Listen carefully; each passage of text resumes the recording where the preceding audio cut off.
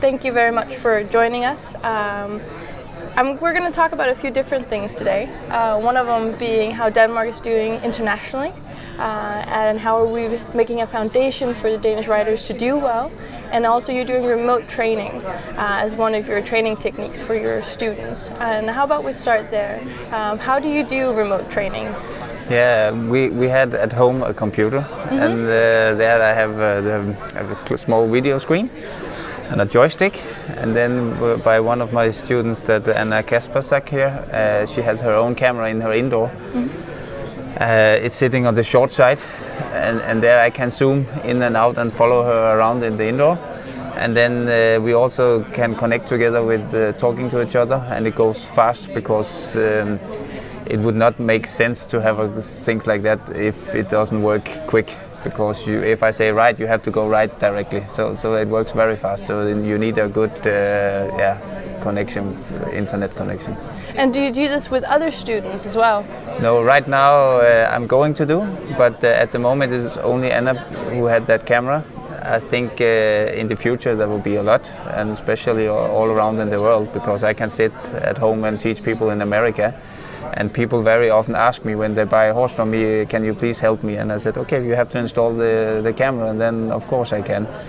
But I think in the future there will be the way to train. So working at home is actually something that you can do all over the world and then still give a really good teaching. Yeah. So it's not very hard actually to do. No. Talking about that, continuing on that path, Danish riders internationally, building a good foundation through training, through horses. How do we make sure that Denmark is known as a horse country?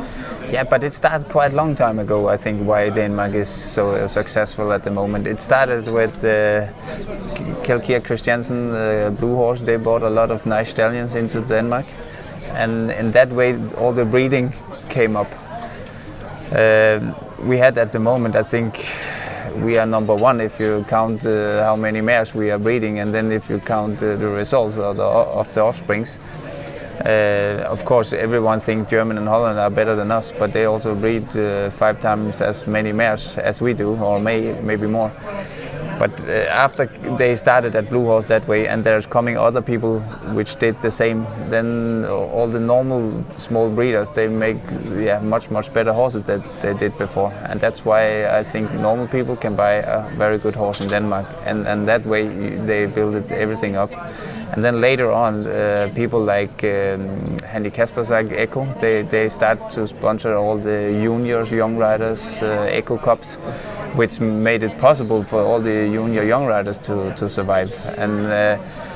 And now we have taken medals all over, from junior, pony, young riders everywhere. And now the seniors are also doing well. So I think for such a little country, if we compare with 5 million citizens here, and then you have Germany with 80, 90 millions, so I think we are doing pretty good.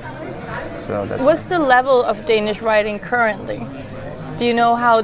Obviously, you did very well in the team competitions today, but how are we doing overall level to make sure that we do well internationally? Are we at a good level, or do we need to do more to raise the level?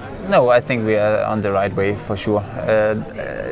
You are not better than the horse you are riding on, and at the moment we have three riders in top 15 in the Europeans now, okay.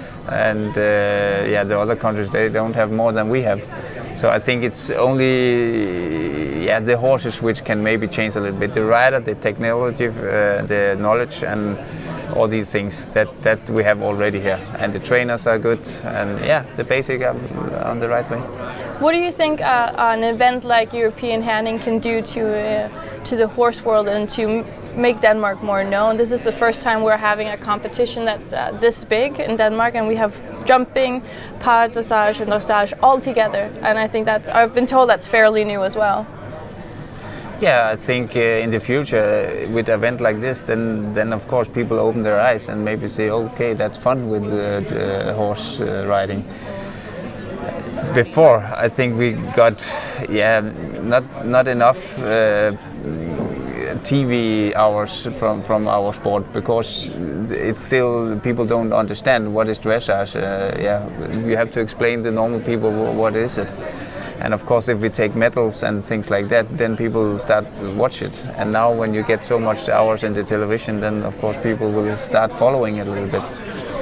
And I don't know which number, but I think we are the 4th biggest discipline or something in Denmark. So really? It's not such a little thing. And if you count all that people which has horse interest, that can be from the blacksmith, the veterinaries up to the riders.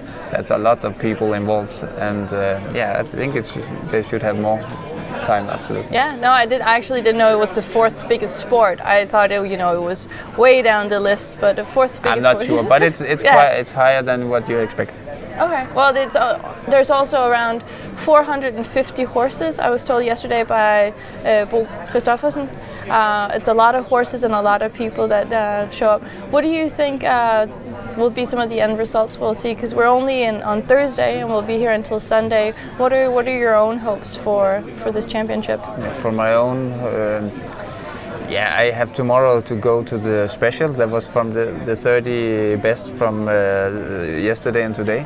I go to the special and I go there. I was number 15 and I had a lot of mistakes, but I have a very good horse, a little bit green. But my main goal is go to the final. If I can manage that, I will be super happy, and that's the 15 best on Sunday. Thank you very much for joining. Yeah, you're welcome. No problem.